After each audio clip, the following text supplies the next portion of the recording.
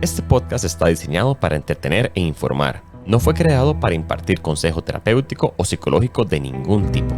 Siempre consulte con su profesional de la salud mental ante cualquier duda sobre estos temas. Sean todos y todas bienvenidas a un episodio más de La Ratica de Skinner. Me acompaña mi amigo Antonio Chamu. ¿Cómo estás, Chamu? Hola Susurro, ¿cómo estás? Como siempre, un placer de verte. Y también quiero darle un saludo muy especial a nuestro controlador, el buen Fedelán. El que tiene el control. Ay, casi nada, es como el ojo de Sauron aquí. Chamu, hoy estamos estrenando gabachas, ¿verdad? Para los que están viendo en nuestra versión de YouTube, tenemos gabachitas diferentes. Sí, y los de Spotify pueden ir a YouTube para que vean nuestras gabachas. Vean, este color, ustedes dirán, ¿qué es este color? Yo no sé, siento como que me patrocina Pepto-Bismol o algo así, ¿verdad? Como que vamos a hacer globoflexia en algún momento, ¿verdad? Pero nos vemos elegantes y hermosos. Elegantes, yo me siento como el Doctor Strange del tercer mundo, mae, aquí con este cuello, pero muy bien, muy bonitas, Claro, para darle un poco de color. Setentero nos ayuda un montón. Muy bien, Chamo, traemos temas impactantes y el de hoy es súper impactante. Claro, hoy vamos a hablar de el llamado caso monstruo, el experimento monstruo, que fue realizado en 1939. Entonces vamos a poner un poco de contexto para ir desarrollando lo que es el experimento.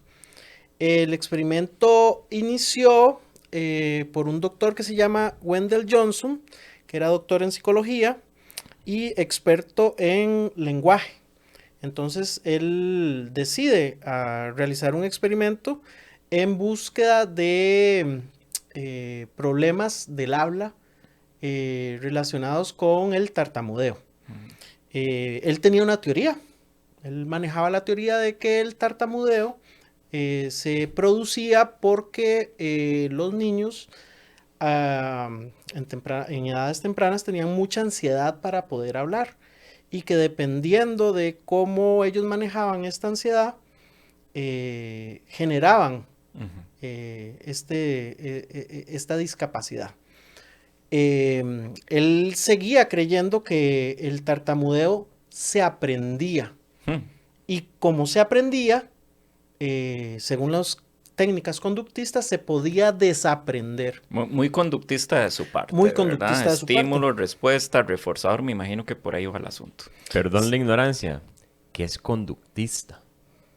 Bueno, el conductismo es una rama de la psicología que se especializaba en que cree, que analiza el comportamiento de las personas en base a la reacción que tienen en base a ciertos estímulos. Entonces, da un estímulo, da una respuesta. Entonces, ok, como el perro de Pavlov, entonces. Como más adelante en otro de los programas hablaremos de los perros de Pavlov. Que es una base. Y de las raticas de Skinner. Por de ahí viene nuestro nombre, muy conductista. Prácticamente el conductismo se basaba en la conducta del individuo. Es en lo que se basa. Muchas gracias, muchachos. Continúen. Entonces, él creía eso, ¿verdad? Incluso en contra de las creencias de esa época que decían que el tartamudeo era procedente de diferentes daños en ciertas regiones del cerebro. Pero él creía que se generaba. Entonces él quería demostrar eso. Bueno, Wendell era experto en el tema del lenguaje, ¿verdad? Era su especialidad. Ahí recluta a una estudiante de posgrado, Mary Tudor, ¿verdad? Ajá. Y lleva a cabo el experimento. Prácticamente el doctor Johnson es el encargado de generar todo el estudio, pero Mary en aplicarlo. Ajá, él diseña el experimento. Es el diseñador. La población es llamativa, ¿verdad, Chamo? Porque busca niños, pero busca niños en el orfanato de Iowa. Ajá, en el orfanato de veteranos de Iowa. Imagínate. Y ahí lo que se explica es, y lo que dicen los estudios, es que busca este lugar porque era más fácil de tener esta población, acceso a esta población, tal vez que buscar niños con padres, por llamémoslo de alguna manera. Sí, él para este estudio en el orfanato de Iowa escogió 22 niños, entre los 5 y los 15 años. 10 de estos niños eran personas que tartamudeaban y el resto, ¿verdad? Los 12 que no tenían ningún tipo de trastorno del habla. Mezclaron a los niños. Primero que nada hicieron como una clasificación del 1 al 10, cuánto era el porcentaje de tartamudeo que tenían, y después mezclaron a los niños y sacaron 2 grupos. Uno era el grupo control y el otro era el grupo del experimento. ¿Al grupo control le decían que lo estaban haciendo bien o era el contrario? Utilizaron en el grupo control lo que se llama refuerzo negativo. Al grupo control le dan refuerzo negativo. Y al grupo del experimento le hacían refuerzo positivo. Okay. Para los que no saben qué es el refuerzo negativo es que les decían no lo estás haciendo bien, cada vez estás empeorando más, les hacían malas caras, los presionaban, ¿verdad? Les decían que todo lo estaban haciendo mal. Eso era el refuerzo negativo. El refuerzo positivo, por su parte, era todo lo contrario, como el mismo nombre lo dice. De forma positiva se les alentaba a los niños, se les decía, has estado haciendo tu mejor esfuerzo, se ve que has estado practicando, se nota que estás siguiendo adelante con las diferentes tareas que se te ha dado. Chamo, esto obviamente va a tener consecuencias, ¿verdad? Los reforzadores van a generar lo que es un resultado. Una de las consecuencias era el tema del comportamiento, de las notas escolares, el estado de ánimo de los niños.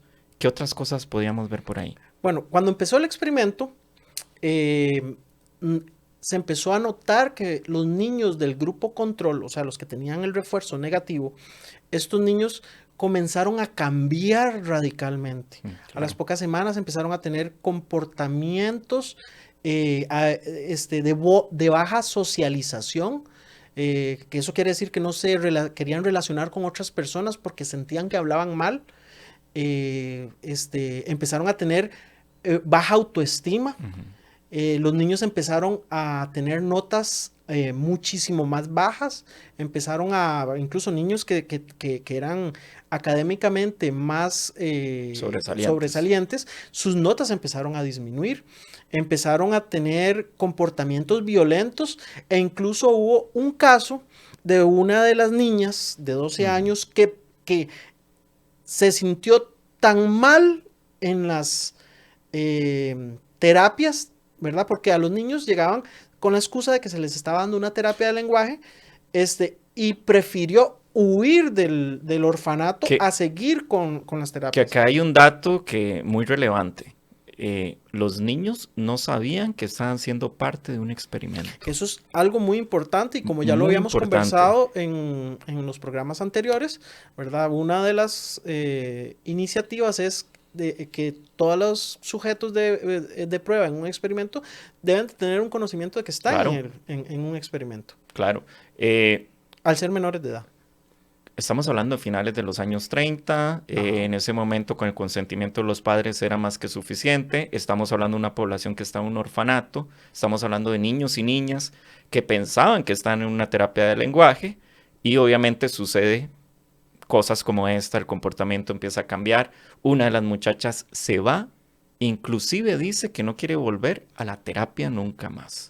Porque ella se sentía mal. Se sentía muy mal. Ajá. Chamo, yo me atrevo a decir, ya desde mi análisis, que yo no sé si ese reforzador negativo era nada más decir que lo estabas haciendo mal. Yo creo que ahí... Vamos a ver, más adelante vamos a hablar un poquito más al respecto, porque creo que eso es importante, pero estoy completamente de acuerdo con vos. Algo pasó ahí porque los reforzadores negativos parecía que eran extremos, puesto que la población reaccionó de una forma que no se había esperado. Y esto llevó a la estudiante Mary Tudor, que era la que estaba llevando la conducción del experimento, a hacer la alerta. Ella Ella- le hizo la alerta al doctor Wendell de lo que estaba pasando y el doctor simplemente no hizo nada. No hace nada, parece que el experimento tiene que seguir. Sígale dando al experimento, vamos a ver los resultados. Sin embargo, Mari dice, no, Me voy. me voy, me Sí, voy. entonces en un determinado punto, la estudiante, que era la que de posgrado, que era la que estaba llevando el experimento, y en vista de lo que estaba ocurriendo, decide salirse del experimento. Ahí Wendell regresa. Ahí Wendell retoma el experimento Ajá. para continuar con lo que estaba pasando, pero él se asusta. Claro, vio que tenía razón la estudiante. Se dio cuenta que estaba pasando algo y él se aterra. Entonces él toma una decisión histórica. Que esto también es el meollo de este experimento. Él decide no publicar los resultados. Decide llevar el experimento hasta a concluirlo, pero decide no publicar. Decide esconder los resultados y engavetarlos. Y esto porque él pensó que si llegaban a salir los resultados de este experimento, podrían acusarlo de que hacía experimentos muy parecidos a los que estaba ocurriendo en ese momento histórico en la Alemania nazi con los campos de concentración. Él oculta los resultados y salen a la luz pública 70 años después aproximadamente. Sí, nadie supo de lo que Nadie. pasaba hasta el 2001. Wow. ¿Verdad? Todos estos experimentos que hizo el doctor en ese orfanato quedaron ocultos hasta el 2001. Aquí hay algo importante, ¿verdad, Chamo? También, Mari trata de localizar a los niños después. Bueno, la documentación histórica al respecto dice que Mari regresó 3 veces en el transcurso de los años al orfanato a tratar de remediar lo que pasó. Vamos a aclarar, lo que pasó fue que los niños siguieron con problemas del habla. No podían recuperarse. Su comportamiento había cambiado y ella trató a través de diferentes técnicas de volverlos a su cauce normal y no pudo. Ella incluso se escribía con el doctor Wendell sobre la situación y el doctor Wendell en una de sus cartas le responde que con el tiempo estos niños se iban a recuperar, lo cual no fue así. Bueno, no fue así. No sabemos caso por caso, pero la historia lo que hace ver es que no fue así. Qué interesante cómo va saliendo la documentación años después. Esto tuvo un impacto en todo el tema científico, claro, ¿verdad? La documentación sobre este experimento sale en el 2001, después de que Mary Tudor ha muerto. Ya el doctor Wendell había tenido muchísimos años de haber muerto. Entonces, cuando él ya murió y ella murió, la documentación que ella tenía de todas sus cartas, toda su vida, todos los experimentos, se hicieron públicos. Entonces, los que empezaron a investigar y a leer sobre la vida de ella y empezaron a hacer la investigación, encontraron este experimento y se dieron cuenta de lo que habían pasado. Sí, fue impactante en toda la comunidad científica. Claro, hay un detalle, que es que el periódico New York Times hizo una publicación sobre lo que había ocurrido. Y a raíz de esa publicación fue que se destapó este experimento. Acá hay varias cosas, ¿verdad? El tema de trabajos con niños, ya hemos enfocado el tema de la desinformación. En capítulos anteriores también hemos visto casos con niños, el caso de John y Joan, donde no sabían que estaban, más bien, no se les brindaba la información correcta sobre su situación. Y bueno, al salir a la luz pública, pasa otro suceso, que es una demanda al Estado. Claro. Hay que recordar un pequeño detalle. Este experimento duró muy poco tiempo en el tiempo.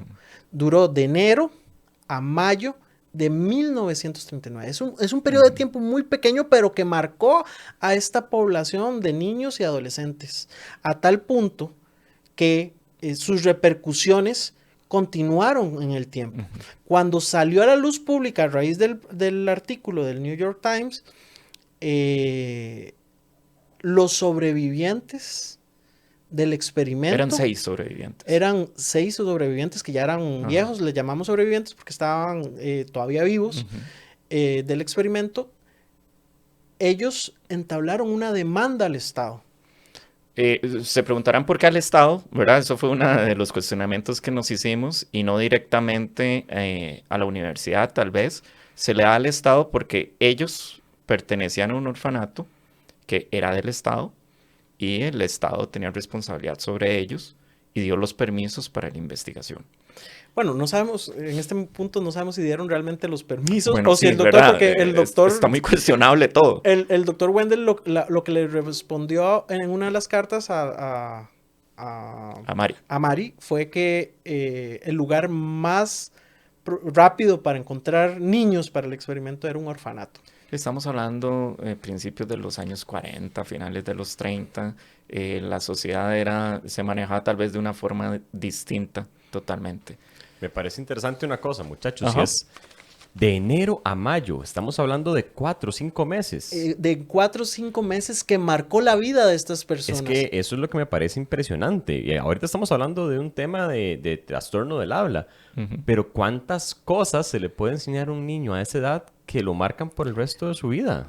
Que eso es parte de las conclusiones al respecto. Y vos tenés toda la razón. O sea, un padre agresivo Totalmente puede marcar a su hijo toda la vida. ¿Qué fue lo que pasó con estas personas? Estos chicos quedaron con daños en el habla de por vida hasta su vejez. Tanto así que en el 2016 ganaron la demanda. $1 millón de dólares. Y $1 millón por si de tienen dólares. curiosidad, cada uno de las personas ganó $1 millón contra el Estado. Y bueno, fue un caso muy mediático. Por lo menos desde la comunidad científica se le dio mucho seguimiento. Chamu, suena contradictorio, pero al final el doctor sí demuestra, en cierta manera, que el tartamudeo se podía aprender. Claro. Acá lo complicado es que hay otro objetivo dentro del estudio que no se cumple, que era el desaprender. Y que no encontraron en ese momento las técnicas adecuadas para lograr que los chicos recuperaran. Yo creo que no sé si no es que no tenían las técnicas, sino que yo creo que ya estaba tan embarriolada la cancha, que todo el mundo huyó, nadie quería participar, etcétera, que tampoco había un ambiente propicio para desaprender, poniendo también una hipótesis. Es súper interesante. Ahí me da una espinita, me queda una espinita que algo más sucedía que tal vez desde las cartas no está quedando, desde los informes no está quedando. Sí, hubo más, me atrevería a decir, de que pudo haber habido un tipo de violencia física, Claro. ¿verdad? Que se dio y que eso marcó a los chicos. Podemos hablar aquí de maltrato infantil. Podemos hablar de tortura también, Sí. ¿verdad? Entonces, cuando salió el experimento a la luz pública, la comunidad científica empezó a apodarlo el experimento monstruo. Monstruo. Y por eso es que se llama así, el experimento monstruo de 1939. Y los daños que le hicieron a estos niños continuaron toda su vida tenían problemas de lenguaje, problemas sociales. De los 22, los 6 sobrevivientes lograron demostrar que los daños eran irreversibles y que los acompañaron a lo largo de su vida. ¿Y por qué experimento monstruo? Yo respondiendo a la pregunta de Fede, me atrevería a decir que el término monstruo está dirigido a Wendell directamente, al monstruo. Con Wendell había un dato que tal vez no revelamos, pero que también motivó mucho a este estudio, que es que él tenía el trastorno de fluidez del habla también. Claro, por eso él quería hacer este estudio. Claro, ese es un dato. Él quería curarse. Él quería entender por qué también él era una persona tartamuda.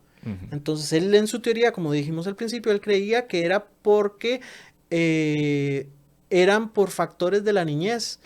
provenientes de la ansiedad, que otras personas los regañaban o les decían que estaban mal haciendo tartamudo, etcétera, Pero es etcétera. que esto le da otro nivel de propósito a Wendell. O sea, estamos Totalmente. hablando de algo que lo Totalmente. toca Aquí- intrínsecamente y que probablemente él mismo se sentía avergonzado. Exacto. Entonces, además qué duro que entonces Susurro ahora le diga el monstruo. Sí. A ver, es todo un tema, es todo un tema. La comunidad científica le achaca esto, él por su lado tiene un objetivo claro, creo que un objetivo personal. No se da el ambiente, creo que se dio un mal manejo de la situación. Sí demuestra algo, pero no puede demostrar la otra parte. Y sus resultados nunca los pudo publicar. Nunca los pudo publicar por miedo. Ajá, que le dijeran de que era un nazi, Ajá, básicamente. totalmente. Y hay una cuestión muy interesante aquí, que también de que todos estos experimentos, el silencio fue cómplice, porque también Tudor, a pesar de que quiso tratar de ayudar a estos niños en varias ocasiones, porque los daños continuaron con el tiempo. Ella fue 3 veces, está documentado que ella fue a tratar de remediar la situación y no pudo. ¿Dónde está la línea? ¿Dónde está la línea de este investigador o investigadora que busca algo y no lo logra, y este que sí lo logra y se convierte en un héroe científico? ¿Dónde está la línea? Porque si hubiesen logrado esto, a nadie le hubiera importado que eran huérfanos. Igual, hay un punto Muy interesante probable. de lo que estás diciendo, Muy querido Fede. Wendell Johnson fue una persona muy admirada. Totalmente. De hecho, uno de los edificios de la Universidad de Iowa llevaba su nombre, de la Cátedra de Investigación del Lenguaje. A raíz del escándalo, al salir estos papeles a la luz pública de Maria Tudor, el edificio se le cambió el nombre. Sí. Y el nombre de él, la historia lo empezó a ver con otra lupa. Quedó cancelado. Y quedó observado de otra forma. Porque esto que él hizo con ese experimento, donde se puede justificar que históricamente habían ciertas reglas éticas que no existían, pero uno pasa la línea. Y la línea la puso Tudor cuando llegó y le habló con él y le dijo de que algo estaba pasando. Y él continuó con el experimento, entonces ella decidió por ética renunciar a continuar a hacerlo. Cuando el doctor llegó y vio que el desastre que se estaba pasando y que los daños no podían, entonces aún así continuó con el experimento hasta el final, pero decidió ocultar todos los resultados. Y eso yo creo que ya ahí hablamos de un monstruo. Chamo, un caso con mucha información, un caso muy denso que nos lleva a recapacitar sobre el manejo que se le ha dado a ciertas investigaciones. Es el caso monstruo. Se pasó a la historia como el caso monstruo y fue muy impactante cuando se reveló toda esta información. Muchas gracias por seguirnos, Chamo. No sé si quieres aportar algo más para el cierre. Sí, les recordamos compartir. Compartir. De verdad, si tienen alguna duda o si quieren hacer algún comentario, que nos lo dejen en nuestras diferentes redes y también activar las notificaciones. Eso es muy importante. Para que les lleguen los diferentes capítulos y las diferentes cosas que estamos poniendo en nuestras redes al respecto. Ya tenemos varios capítulos, nos pueden encontrar en YouTube, en Spotify y en Instagram como La Ratica de Skinner. También déjenos, por favor, comentarios, conocían de este caso, qué de toda la información les impactó, si hay casos que quieren que discutamos por acá. De verdad nos gusta leerles y para nosotros es muy valioso. Nos vemos en la próxima.